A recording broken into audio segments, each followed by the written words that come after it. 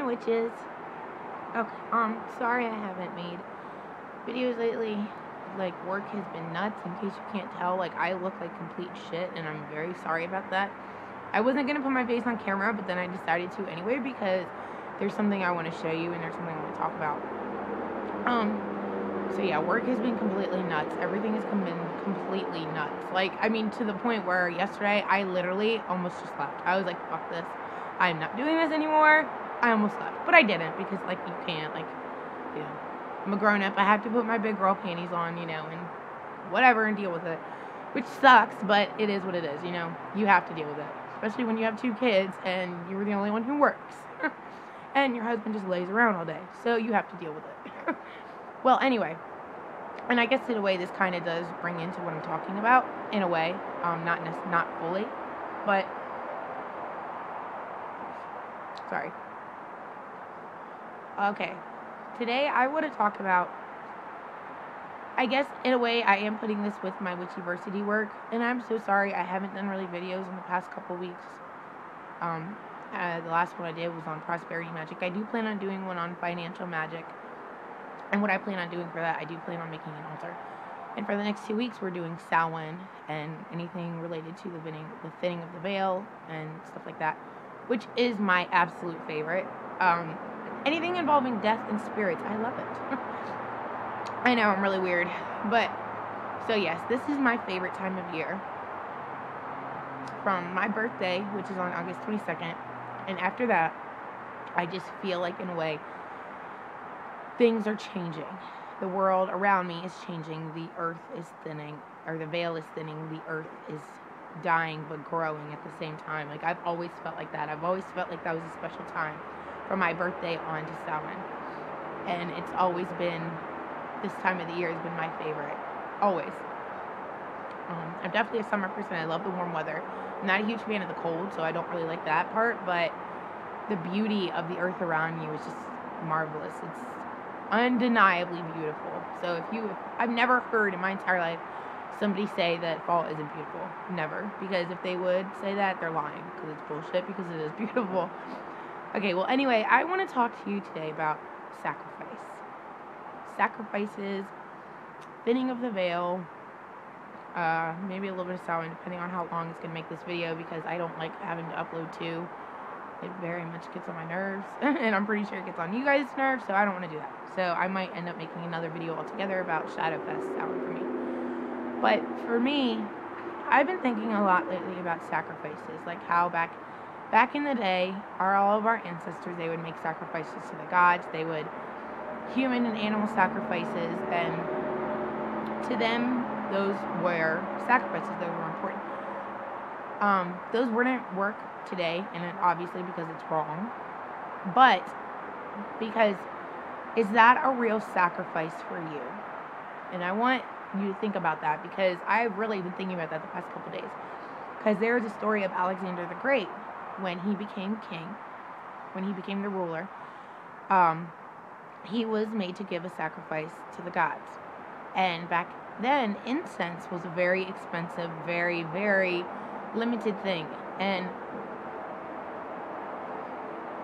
so, for him to have given them not just a pinch, not just a little scoop, not just like a sprinkle or even a handful, for him to have given them all of it. When he was sacrificing to the gods their incense, he dumped the entire bowl on the fire. And everyone around him was shocked, and they were all in awe of this power that he is given, this sacrifice that he had just made, but with such power. And he had said, a sacrifice cannot be given if it's something that does not hurt you. If it's something that you are not going to lose, then it's not a sacrifice. So I've been thinking about that a lot lately, and I actually want to show you the book that actually really started to get me to think about that. This is one book I am reading, I guess, for Witchiversity. Hold up, baby. Go. He's at the doctor's. We'll be right. I'll be in a second. Go inside, okay? Go get Aya. I'm coming. Sorry, my daughter's out here. It's called Walking the Twilight Path by Michelle Belanger. I know I'm not saying that right. A Gothic Book of the Dead. this is a really good book, especially for people who want to start working with the energies of the dead and shadow work and spirits. It's a good book for you. Sorry.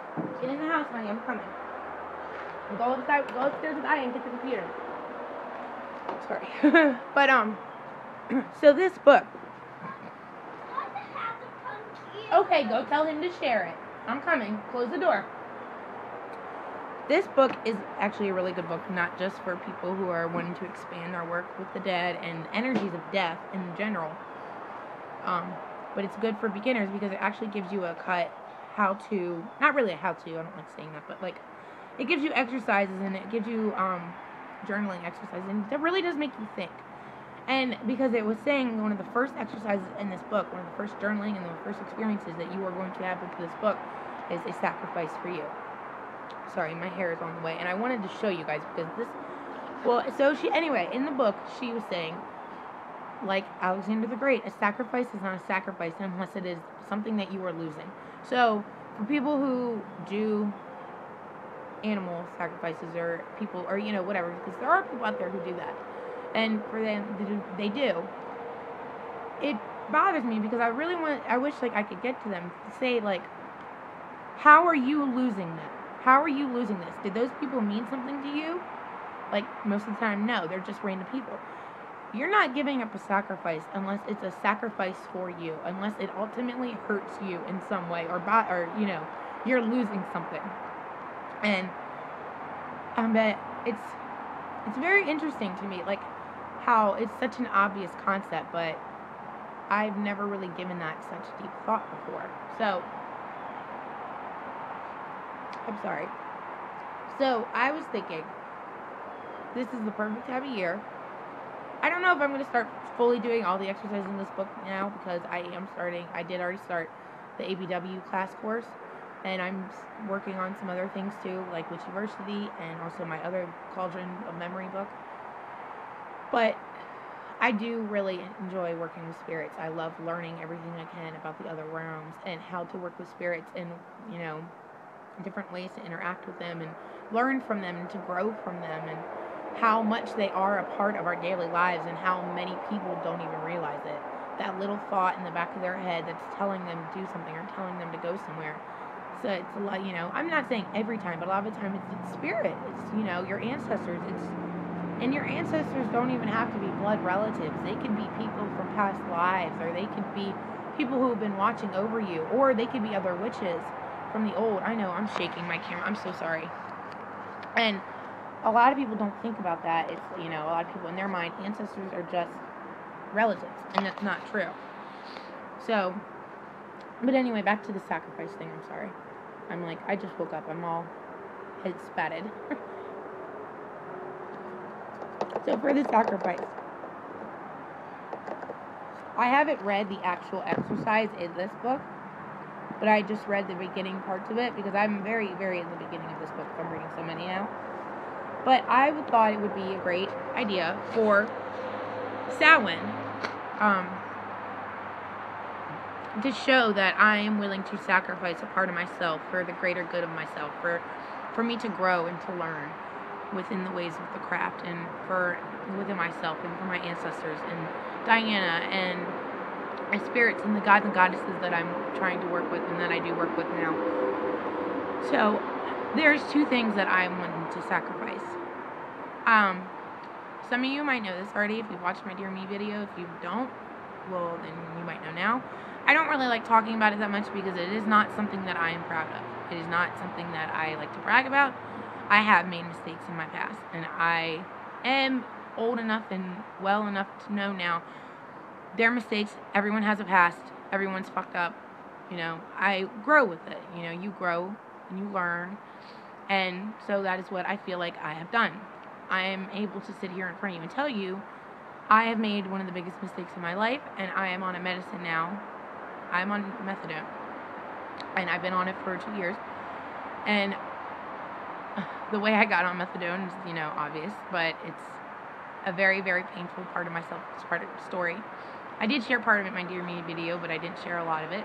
So, I am on methadone, and right now it's just more of a comfort blanket. It's a security for me to know it's something that I do that I am able to take, that I know in myself, like, okay, this is what I do, and then this is how I know I'm going to be okay. I'm not going to do anything stupid again.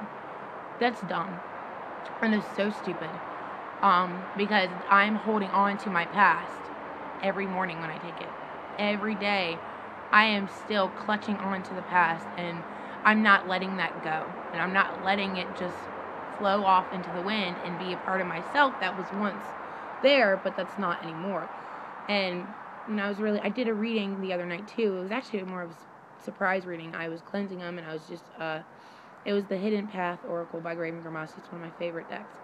I've never really used it before, and I was just cleansing them, and I love the imagery on them, by the way. I was just playing around with them and shuffling them, and these 2 cards fell out, and it was so crazy, because just earlier I was thinking about the sacrifice with this book, and it just, like, came to me. It was like the spirits just told me, you need to let go for the better of yourself, to grow and to learn, because also methadone, it makes you a lot harder to connect with your own feelings. It makes you very numb. I'm on a very, very low dose because I do not like to be numb. I do not want to be a zombie and not feel anything. And especially being an empath, as much as I do feel, it's kind of crazy. And it does make your emotions more zigzag, so I feel like after I get off of it, my emotions will be more balanced. I will be able to balance myself more.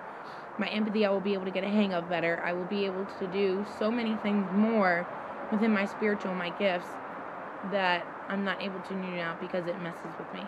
Which is not an excuse. Like, I still work through it. Like, I don't feel like it makes that much of a difference, but it does on some level because of the kind of medicine it is. It does change your feelings a lot, and it makes you feel one way. I'd not go. I don't like that. Well, so it was just like Spirit had come to me, and as I was doing this reading, it was like shouting to me, you need to sacrifice this part of yourself to let it go. You are ready. You have been ready. You know you're ready. Now let it go.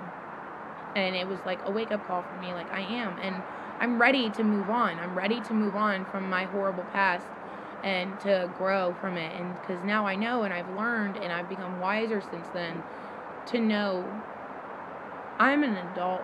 I have to be an adult. I have 2 kids. I have a life. I have friends and family that do care about me and do not want me to screw up my life, and they do want me to succeed. I have had a very hard life, you can say, and it's not something like, oh, pity me, poor me. It is what it is. Everybody does, because I don't want to say it makes us who we are, but impartially it does. Like, I mean, I think that's such an ignorant thing to say, like, oh, well, you went through this so you become a better person. I mean, yes and no. Like, I don't like saying that because it is such a fucking ignorant thing to say, but partially in a way it is. Like, it does, the things that I've gone through and the things that I've seen are things that most people would never have seen in their entire life and experience, and hopefully they don't. But in a way, I feel like it has made me mature a lot quicker than anything else would, and it has made me grow as a person and as a witch. So, that is one thing I plan on to sacrifice, is my medication. I am ready to move on from it. I am wiser, and for the better. I know my limits. I know what I'm supposed to do and not supposed to do. I know that I have to be a responsible adult, not only for myself, but for my children. Like, my